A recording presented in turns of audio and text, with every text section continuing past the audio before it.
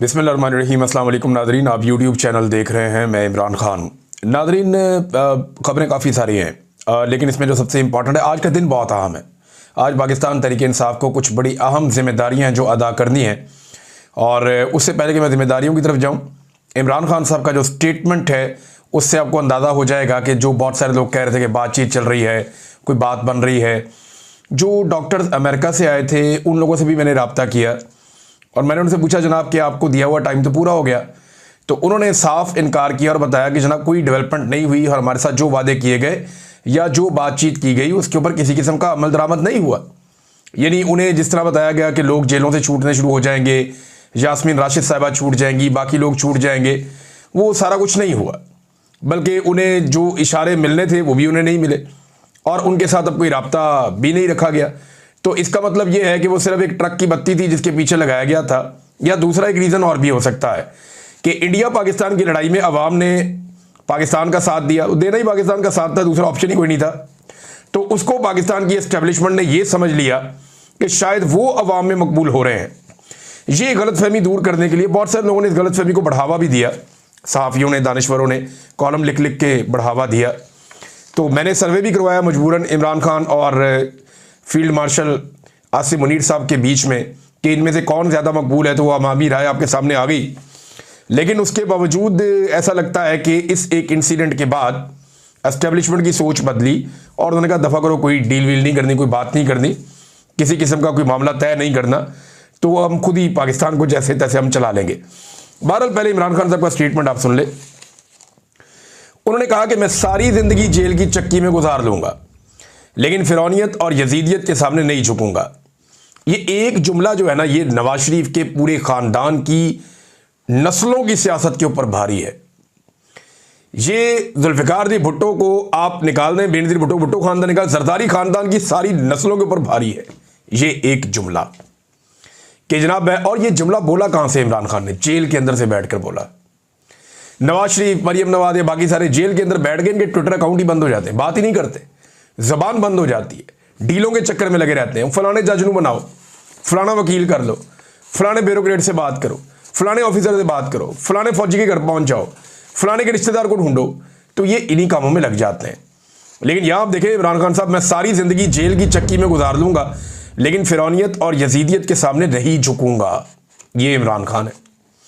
कानून की हुक्मरानी मेरी तहरीक का मरकजी मकसद है, जिससे हम जंगल का कानून खत्म करेंगे। जब सियासी जमात पर तमाम दरवाजे बंद कर दिए जाए, इन पर जुल्म किया जाए, अदलिया आज़ाद ना हो, तब उनके पास सवाए पुरअमन एहतजाज के कोई दूसरा रास्ता नहीं बचता। मैं अपनी पार्टी, कारकुनान और सपोर्टर्स को हिदायत करता हूँ, ये बहुत इंपॉर्टेंट बात है जो इमरान खान साहब ने की है, कि आप सब लोग एक भरपूर मुल्क गिर तहरीक के लिए तैयार हो जाएं। इस बार सिर्फ इस्लामाबाद नहीं, पूरे पाकिस्तान की कॉल दूंगा।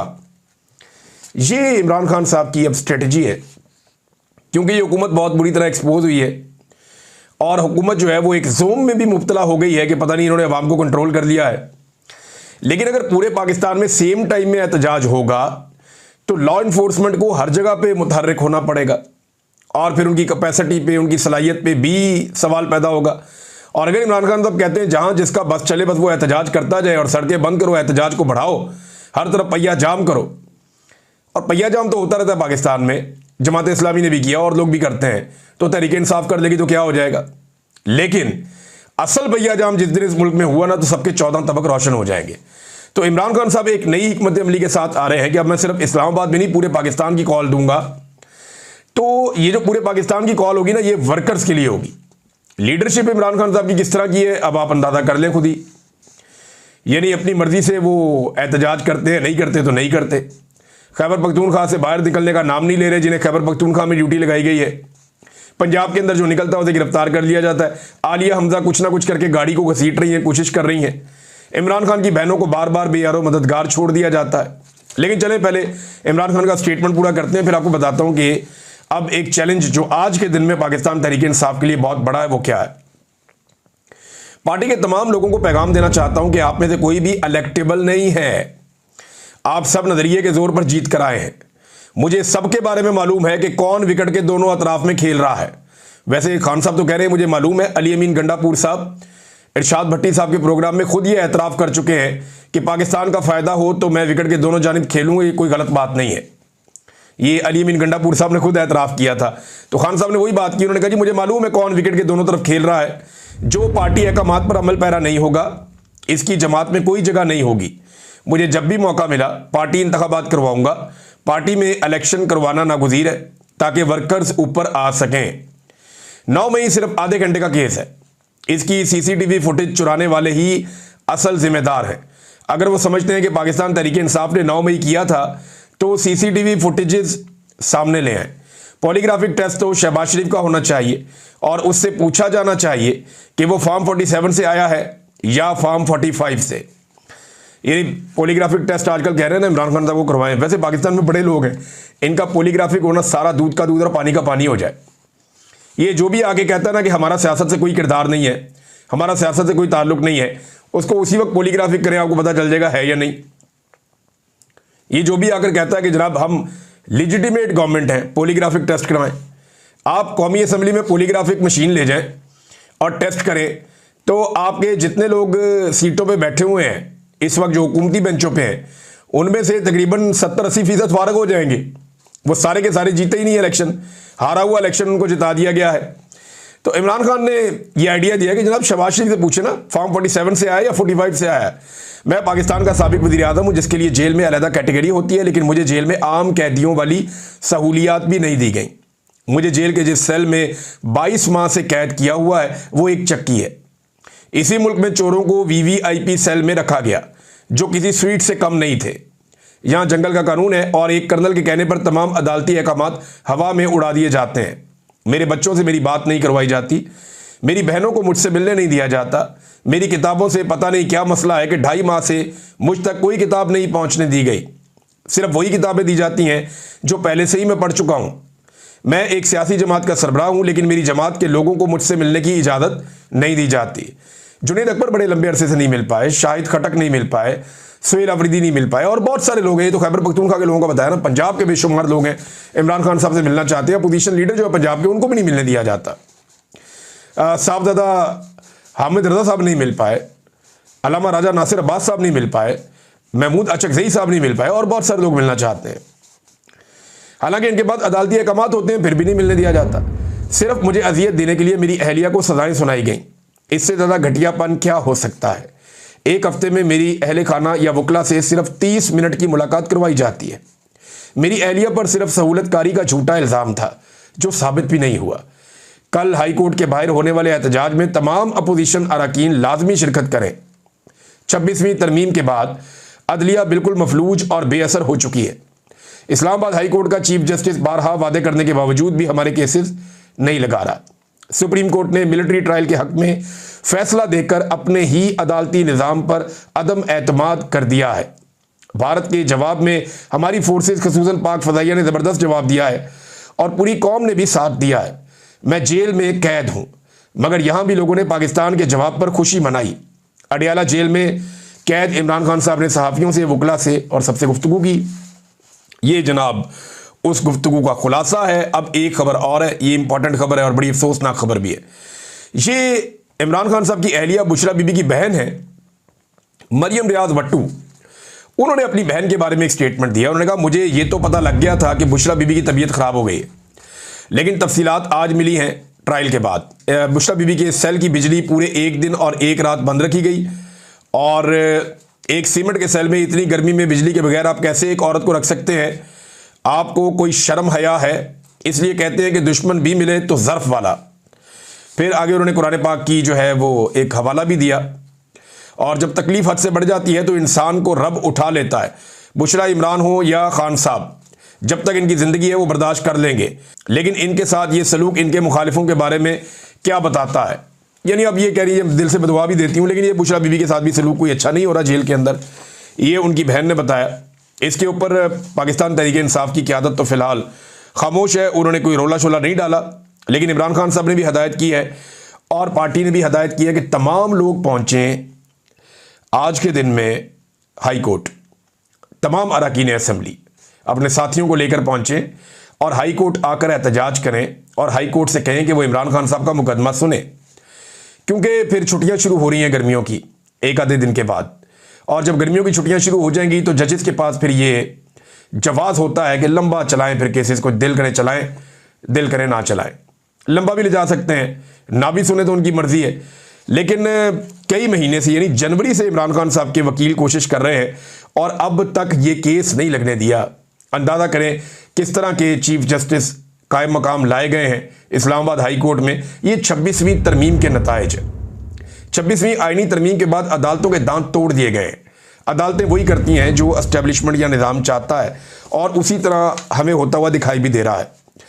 और जिस तब्दीली के बारे में कहा जा रहा था कि वो आ रही है, रवैयों में तब्दीली आ रही है, लोग छूट जाएंगे, दावे, वादे, कस्में, मुलाकातें, वो सारा कुछ हवा हो गया और उसमें से कोई भी चीज़ ठीक नहीं निकली। सलमान अकरम राजा साहब ने अपनी पार्टी में एक बात बताई है और ये पार्टी के कुछ लोगों ने मुझे बताया कि उन्होंने कहा कि ये जो मखसूस नशस्तों वाला केस है ये अदालत में लग रहा है और हम कोशिश करेंगे कि अदालत में अपना मुकदमा पूरी ताकत के साथ लड़ें। अब इसमें जो फैसल चौधरी साहब हैं, फवाद चौधरी के भाई, इमरान खान साहब के साबिक वकील, उनका ये कहना है कि ये इस अदालत में जाना ही नहीं चाहिए। क्या इस बेंच को देखकर पाकिस्तान तहरीक इंसाफ को समझ नहीं आ रही कि फैसला क्या आना है? तहरीक इंसाफ को और बाकी जमातों को तो इस बेंच का बाइकआउट कर देना चाहिए था और इस बेंच के अंदर जाना ही नहीं चाहिए था। इस पे अदम एतमाद करना चाहिए था कि ये बेंच इंसाफ कर ही नहीं सकता। अब जब आप इस बेंच में पेश हो रहे हैं तो उस बेंच ने फैसला क्या करना है ये सबको पहले से ही पता है। मुमकिन ही नहीं आप जितना अच्छा मर्जी मुकदमा लड़ लें, यानी जो अगर एक बेंच ने ये फैसला दे दिया कि फौजी अदालतें जायज़ हैं तो फिर उससे तो आप जो मर्जी फैसला ले लें। यानी एक अदालत अपने ऊपर अदम एतमाद कर रही है कि हम सही जज नहीं है, लिहाजा फौजी अदालतों में सिविलियंस के मुकदमात लगाओ। जो अदालत अपने ही खिलाफ फैसला दे सकती है वो तो किसी के खिलाफ भी फैसला दे सकती है जब उस अदालत को हुक्म आ जाएगा। तो इस बेंच को देखने के बाद और जो नाइंसाफी पहले ही हो चुकी है उसको देखने के बाद पाकिस्तान तहरीक इंसाफ को इसका हिस्सा नहीं बनना चाहिए था, ये फैसल फरीद चौधरी साहब को लगता है। लेकिन तहरीक इंसाफ की अपनी राय है। सलमान अकरम राजा साहब ने कहा जी अदालत के अंदर तमाम मखसूस नशिस्तों वाले जितने भी लोग हैं, चाहे वो खवातीन हैं, चाहे वो अकलियतों के नुमाइंदगान हैं या बाकी उनको सपोर्ट करने के लिए अरकान असम्बली हैं, वो तमाम लोग वहां पे पहुंचे और सुप्रीम कोर्ट में आकर इस केस को सुने और वहां पे इसका हिस्सा बने। ये जनाब कह दिया है सलमान अकरम राजा साहब ने। अब देखते हैं इसके ऊपर कितना इंप्लीमेंट होता है।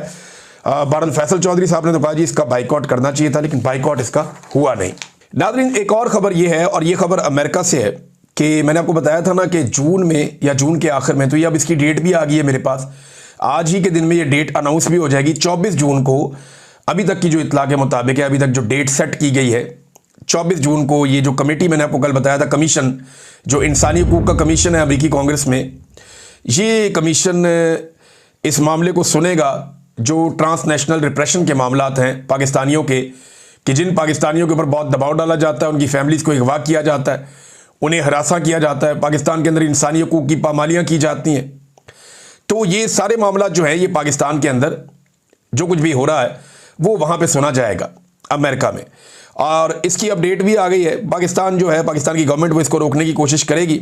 ओवरसीज पाकिस्तानी इसके लिए बड़ा जोर लगा रहे हैं और एक 1 क्लिक कंपेन भी स्टार्ट होने जा रही है। ये कंपेन क्या है ये आने वाले दिनों में मैं आपको बताऊंगा। ओवरसीज पाकिस्तानियों ने कहा जी हमारे साथ बड़ा धोखा हो गया और हमें ऐसे तासुर दिया गया कि जैसे चीज़ें ठीक होने जा रही हैं, लेकिन उसके बाद हुकूमत ने अपनी चीज़ें ठीक कर ली ट्रंप की गवर्नमेंट के साथ, और पाकिस्तान तहरीक इंसाफ का जो सारी मेहनत थी या ओवरसीज पाकिस्तानियों की, वो जो उन्होंने टाइम गेन करना था हुकूमत ने वो टाइम गेन कर लिया। और उसके बाद अब तो वो बड़े बड़े अमीरों के बच्चे, यानी ये जो बड़े बड़े सियासतदान हैं, बड़े बड़े अमीर हैं, बड़े बड़े हुक्मरान हैं अमेरिका के, जो उनके बच्चे हैं वो पाकिस्तान के दौरों पे आते हैं, वो यहाँ पे VVIP किस्म का प्रोटोकॉल लेते हैं। क्रिप्टो के मामला चल रहे हैं यहाँ पे, रेयर अर्थ जो एलिमेंट्स हैं या मादनियात हैं उनके मामला चल रहे हैं, तो आप मिनरल्स के मामला चल रहे हैं। तो बस आप देखते जाएं कि अभी ये ऊँट किस करवट बैठता है। लेकिन याद रखिएगा कि अमेरिका किसी का भी नहीं है, वो सिर्फ अपने मफाद का है। जिस वक्त वो ये देखेगा ना उसका मफाद इस चीज़ में है, तो वो 1 मिनट लगाएगा अंगड़ाई लेने में, और वो ये देखेगा ना कि पाकिस्तान के अंदर ये चीज़ आसान है और ये मुश्किल है, तो वो आसान चीज़ की तरफ जाएगा। तो अल्टीमेटली पाकिस्तान में जितनी इंसानी हकूक़ की खिलाफ वर्जियाँ हो गई और जिस तरह आवाम खड़ी है, अमेरिका को ये चीज़ें भी नज़र आ रही हैं और कहीं ना कहीं इन चीज़ों का वजूद वो एक बिल के साथ जुड़ा है जिसे आप कहते हैं पाकिस्तान डेमोक्रेसी एक्ट, जो विल्सन ने पेश किया है, और उसके लिए अब पाकिस्तान तहरीक इंसाफ जो ओवरसीज है वो ये कह रही है उसके लिए अब जोर लगाएंगे। नाज़रीन, एक चेयरमैन पीटीए के लिए अच्छी खबर है कि इन्होंने जाकर माफ़ी मांगी और जरगे के हुक्म पे एमल वली ने माफ़ कर दिया चेयरमैन पीटीए को, और फिर सुलह सफाई हो गई। और यानी अगर कोई सिविलियन के आगे फंस जाए ना कोई दूसरा, तो वो सिविलियन फटाफट ही माफ़ कर देता है, लेकिन अगर सिविलियन कभी उनके हत्थे चढ़ जाए एस्टेब्लिशमेंट के, बड़ा लंबा रगड़ा लगता है। ये मैं अच्छी तरह जानता हूँ। लिहाजा क्योंकि ये सिविलियन था एमल वली, तो इसने फिर माफ़ करना ही था, अल्टीमेटली उसने माफ़ कर दिया। और एक और ये जो पाकिस्तान तहरीक इंसाफ के कैंप को आग लगाई गई है पेशावर में, इसके हवाले से बताया जा रहा है कि ये पाकिस्तान तहरीक इंसाफ का कोई अहम रुकन है। कुछ लोग क्लेम कर रहे हैं कि साबिक वफाकी वजीर था, इसकी कंफर्मेशन आ जाएगी। लेकिन जिस तरीके से वो एक सियासी जमात के झंडे को आग लगा रहे हैं, ये किसी सियासी जमात के कारकुन को ऐसी चीज़ नहीं करनी चाहिए। पीपल्स पार्टी और पीएमएलएन ने जो कुछ पाकिस्तान तहरीक इंसाफ के साथ किया, वो कि उन्हें एस्टेब्लिशमेंट की सपोर्ट हासिल थी, एस्टेब्लिशमेंट ने उन्हें पूरी ताकत फराहम की थी, और एस्टेब्लिशमेंट ने खुद भी पाकिस्तान तहरीक इंसाफ को कुचलने में कोई कसर नहीं छोड़ी। लेकिन पीएमएलएन और पीपल्स पार्टी को ये याद रखना पड़ेगा कि जो एग्जाम्पल उन्होंने सेट कर दी है फस्तायत की, उन्हें भी एक दिन इसी चक्की के अंदर पिसना पड़ेगा। इतनी मार इन पॉलिटिकल पार्टीज ने माजी में नहीं खाई हुई जितनी मार पाकिस्तान तहरीक इंसाफ ने खा ली है। खास तौर पे खवातीन के हवाले से मैं बात करूं, घरों की तोड़फोड़ के हवाले से मैं बात करूं, और जबरी गुमशुदगियों के हवाले से मैं बात करूं, तो यहां पे कोई मुकाबला नहीं है पाकिस्तान तहरीक इंसाफ का इन बाकी पॉलिटिकल पार्टीज के साथ।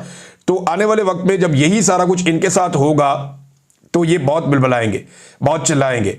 अभी एक शेलिंग हुई है पेशावर में पीपल्स पार्टी के वर्कर्स के ऊपर, जिसकी हम शदीद मजम्मत करते हैं, भरपूर मजम्मत करते हैं कि अगर पाकिस्तान पीपल्स पार्टी के वर्कर पुरअमन एहतजाज करना चाहते हैं, चाहे वो वज़ीर आला हाउस के बाहर आकर करना चाहते हैं, तो उन्हें वो एहतजाज करने की इजाज़त दी जाए, वो एहतजाज करेंगे और चले जाएंगे। लेकिन अगर आप इस्लामाबाद में जाएं एहतजाज करने के लिए, तो आपके लिए जब हम कहते हैं कि पीटीआई के लिए आवाज़ हम उठाते हैं कि जनाब पुरअमन एहतजाज है, उन्हें करने दें, तो इस तरह जो दूसरी जमात एहतजाज करती है तो उन्हें भी पुरअमन एहतजाज करने दें।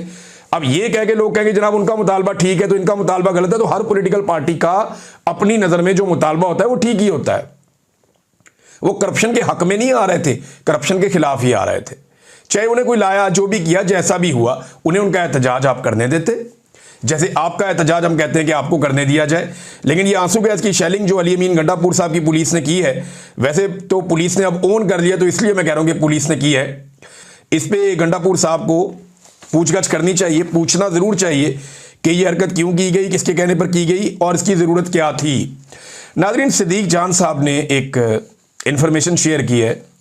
वो ये कहते हैं कि इमरान खान ने कुछ 37,000 से 40,000 के करीब घर और फ्लैट्स तामीर करके अलाट कर दिए थे, और ये बिल्कुल अपना फिनिशिंग के मराइल में थे, क्योंकि इमरान खान साहब बहुत तेज़ी से काम कर रहे थे और कोविड भी बीच में आ गया था, लेकिन इसके बावजूद उन्होंने काम रोका नहीं। अब महाना इनकी जो घरों की किस्त थी वो तकरीबन 10,000 रुपये रखी गई थी, लेकिन जब रिजीम चेंज किया गया पाकिस्तान में, तो उसके बाद जो हुकूमत आई उसने ना सिर्फ किसी को ये घर या फ्लैट दिए ही नहीं, यानी कब्जा देने से इनकार कर दिया, बल्कि अब हाउसिंग अथॉरिटी का नाम तब्दील करके, यानी इमरान खान साहब का जो नया पाकिस्तान हाउसिंग अथॉरिटी थी उसका नाम तब्दील करके ये फ्लैट्स और घर अपने लोगों को देने जा रहे हैं। यानी इमरान खान साहब ने जिन लोगों को अलॉट कर दिए थे, जिन गरीब लोगों को एक क्राइटेरिया के तहत ये मिल गए थे, उनकी बजाय अपने लोगों को देने जा रहे हैं। ये सिद्दीक जान साहब ने कहा तो ये एक बहुत बड़ा स्कैम है, इसकी तहकीकात होनी चाहिए, इसका पुराना और नया डाटा दोनों निकाले जाने चाहिए और दोनों तरह के डाटा को सामने रख के एक्सपोज करना चाहिए इस हुकूमत को, अगर ये ऐसा गंदा काम करने जा रहे हैं, क्योंकि कल को ये फंसेंगे और इनके ऊपर करप्शन के केसेस बनेंगे, ये इससे बच नहीं पाएंगे। एक और चीज़ नाजरीन, ये फ्रांसीसी सदर को जो चपेट पड़ी है उनकी बीवी से, इस पर उनका मौक़िफ़ भी आ गया है। ये एक छोटी सी वीडियो है जहाँ पे फ्रांसीसी सदर जो है वो अपने तैयारे के अंदर मौजूद हैं। वैसे इनके तैयारे फ्रांस के बेचारे बदनाम ही हो रहे हैं, पहले इनके तैयारे गिर गए और अब वो तैयारे के अंदर एक और हरकत पकड़ी गई है, तो तैयारे आजकल जो है फ्रांस के जो है वो मनूसत चल रही है वहाँ पे। तो फ्रांसीसी सदर जो है वो अभी अपनी बीवी के साथ कुछ बातचीत कर रहे थे, या कोई गर्मी सर्दी या कुछ भी जो भी चल रहा था, तो जो उनका अमला है उसने वो दरवाज़ा खोल दिया जहाज़ का, बाहर कैमरे फिट थे, तो कैमरों ने दिखा दिया कि जहाज़ के अंदर क्या हो रहा है। तो ऐन उसी वक्त फ्रांसीसी सदर के मुंह के ऊपर उनकी बीवी ने अपना हाथ मार के उनको पुश किया, तो ऐसा लगा जैसे थप्पड़ लगा है। तो वो विजुअल जो है वो बड़ा वायरल हो गया, पूरी दुनिया में उसके ऊपर प्रोग्राम होना शुरू हो गए। फ्रांसीसी सदर ने एकदम बाहर देखा तो फौरन अपना मूड चेंज किया, हाथ हिलाया और आगे की तरफ बढ़ गए अपनी बीवी की तरफ। और चंद लम्हों में दोनों बाहर आ गए, हंसते खेलते नीचे आए, मिले सबसे और बिल्कुल नॉर्मल लग रहे थे, जैसे कुछ हुआ ही नहीं। अब लोग ये कहते हैं कि दोनों के बीच में लड़ाई हुई है और उन्होंने इनको पुश किया, इनकी बीवी ने, और धक्का दिया। 2007 में इन्होंने अपनी स्कूल टीचर से शादी की थी और ये पसंद की शादी की थी फ्रांसीसी सदर ने, और ये बड़ा मकबूल भी हुआ था मामला कि अपने से बड़ी उम्र की और पसंद की शादी की अपनी स्कूल टीचर से। तो फ्रांस में ये चलता है, उनका कल्चर है ये।